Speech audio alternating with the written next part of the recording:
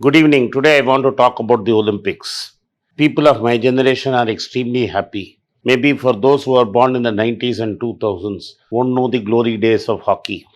They won't know about Pargat Singh, Ajitpal Singh, and Balbir Singh and Sehan Chand, Ashok Kumar, the kind of big hockey names. Hockey was not in your menu. Only in your textbooks was it known that hockey was a national sport. But it is extremely gratifying for people of my generation that we won a hockey medal. Though it could have been more, at least we got a bronze. This is after nearly 41 years we are winning a medal. We won a hockey gold in 1980, but only 6 countries participated. And more importantly, for the first time in full normal Olympics, India has won an athletics gold in field and athletics. We have come close twice with PT Usha and Milkha Singh. But a dream of a billion people was fulfilled when Neeraj Chopra threw for gold. But there is nothing to be very happy about. For a nation of 1.3 billion, we have only won 7 medals. But you should remember, for a long time, we never won any medals. After 1972, and we didn't win a medal in 76, we didn't win a medal in 1980, and between 1980 and 1996, we never won a medal. The drought was broken by Leander Paes. So, like all of you, I cheered this team and I really enjoyed each and every medal India got. There were many narrow misses, especially for the golfer Aditi Ashok and the women's hockey team, which was heartbreakingly close. But today I have not come here to talk about Olympics and its performances. What I want to talk about is the finances behind Olympics. The Olympics always make a loss. From 1960, Olympics have always made a loss for the host city. Let us take Tokyo. Only the cost of running this Olympics was about $13.5 billion. Some say it was $15 billion. So if you take $15 billion as the cost of hosting the Olympics, then only $6.7 billion was raised by the organizers.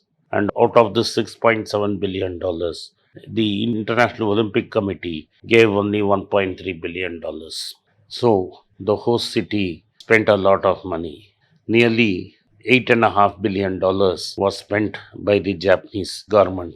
This is not a big sum for the Japanese because the Japanese are more than a $5 trillion economy.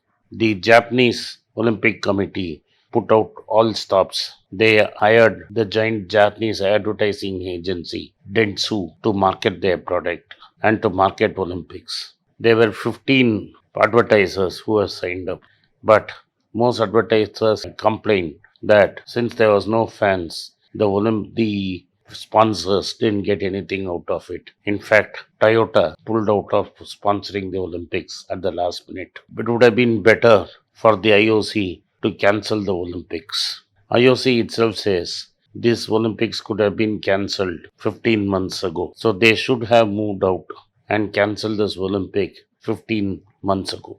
If all Olympic sports are so costly, then why are there Olympics? And why do host cities compete with each other to host Olympics? A British rover, who's also an Oxford student, did a detailed study of Olympics and found that there was no economic benefit that accrued to the city after the Olympics were done and dusted.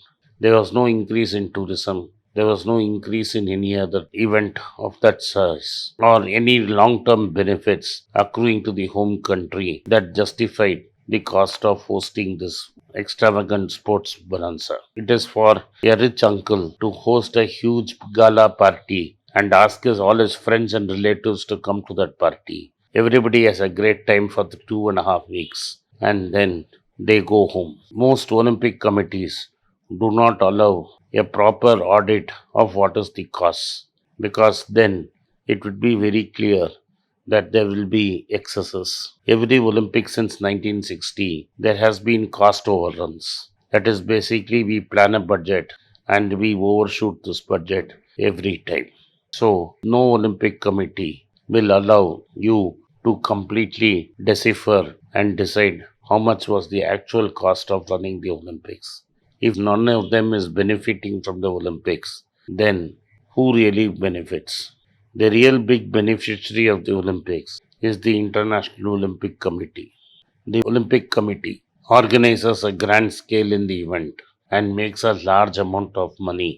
In this case, 75% of its profits comes from selling broadcast rights. Worldwide, there's a lot of interest in broadcasting. So a broadcaster pays money in advance and gets rights for the entire world. Each country is divided into zones and sports rights are sold to each broadcaster. In this time in India, it was Sony which got the broadcast rights. And because India did well in hockey and in some sports, it got a lot of traction. So it is the broadcaster and the International Olympic Committee which makes these profits. The host city is normally left carrying the can with nothing to show except some facilities which it has built and which can be used for a long time. Then, what is the advantage for a home country because it's hosting the Olympics? The only a big advantage shown consistently is the home advantage.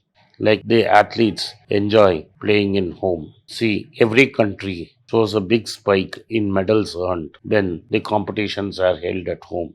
This time was no different. It was Japan's turn, and the amount of medals that the Japanese won showed a huge increase in compared to previous years. This is only because this Olympics was held in Japan.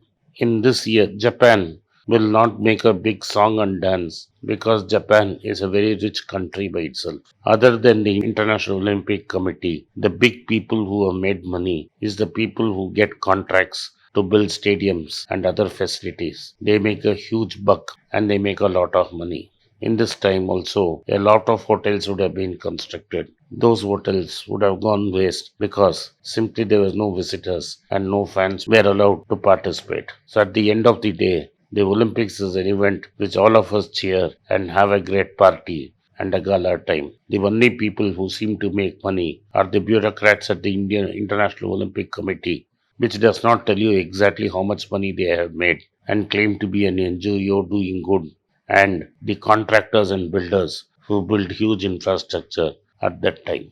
Thank you for watching. Be rich. It's a great privilege and honor that so many of you in thousands have subscribed to my channel and have supported me. I have written 2 books in English, The Alchemy of Money and Ordinary Stocks, Extraordinary Profits. These books are published by us and are ready. If you want to procure a copy, send us a message to the WhatsApp number given below and my team would respond to you. If you want an Amazon Kindle copy, you can click the link below. Finally, those who wish to consult with me can send a mail to berichenglish@gmail.com. Once again, I thank you for your support. If you like this video, press the subscribe button of my channel, hit the like button and turn on the bell notification.